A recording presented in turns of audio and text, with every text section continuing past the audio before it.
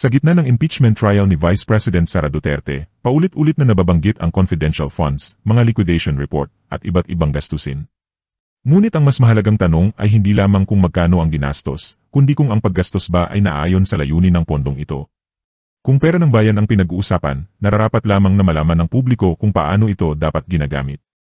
Ang layunin ng confidential funds ay suportahan ang mga sensitibong operasyon ng gobyerno na nangangailangan ng pagiging kumpidensyal.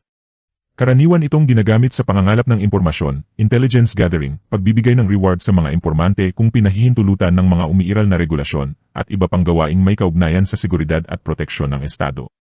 Dahil sa likas nitong pagiging sensitibo, may mga impormasyong hindi maaaring ilantad sa publiko. Ngunit hindi ibig sabihin nito na wala ng pananagutan sa paggastos. Ito ang naging issue. Sa naging testimonya, nabanggit ang mga gastusin tulad ng pagkain, gamot, rental, cash advances, at iba pang disbursements. Dito nagsimula ang malaking tanong. Ang mga gastusing ito ba ay direktang may kaugnayan sa layunin ng confidential funds? Kung sapat ba ang dokumentasyon upang patunayang lehitimo ang paggamit ng pondo? Kung hindi, bakit ito isinama sa confidential fund? Ito ang mga tanong na kailangang sagutin ng proseso ng audit at ng impeachment trial. Bakit mahalaga ang dokumentasyon? May nagsasabi, confidential naman ang pondo, bakit kailangan pang magpaliwanag? Simple lang ang sagot. Confidential ang operasyon, ngunit hindi confidential ang pananagutan sa pera ng bayan. May mga regulasyong sinusunod sa pagliliquidate ng confidential funds. Maaaring hindi isa publiko ang sensitibong detalye ng operasyon, ngunit kailangan pa ring maipakita sa mga otorisadong auditor na ang paggastos ay alinsunod sa batas at sa umiiral na mga patakaran. Ang punto ng Commission on Audit.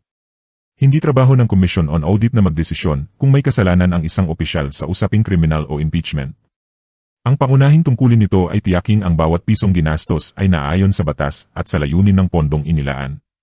Kapag may nakita itong kakulangan sa dokumento o hindi malinaw na paggamit ng pondo, tungkulin nitong magtanong at humingi ng paliwanag kaya hindi rin ito dapat baliwalain.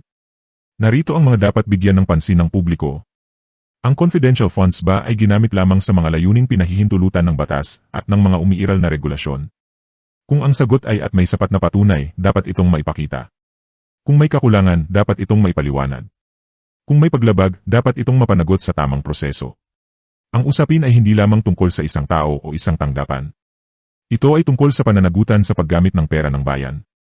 Ang confidential funds ay ibinibigay upang suportahan ang mga sensitibong gawain ng pamahalaan, hindi bilang pondong maaaring gastusin ng walang malinaw na batayan. Kaya ang pinakamahalagang tanong ay hindi lamang magkano ang nagastos. Ang mas mahalagang tanong ay, nagamit ba ang pera sa layuning itinakda ng batas? Ito ang tanong na dapat sagutin ng ebidensya, ng audit, at ng proseso ng paglilitis, hindi ng haka-haka o emosyon. Ang ganitong anggulo ay mas ligtas at mas matibay dahil nakatuon ito sa layunin, regulasyon, at pananagutan sa paggamit ng confidential funds, sa halip na magpahayag ng konklusyon na hindi pa napapatunayan.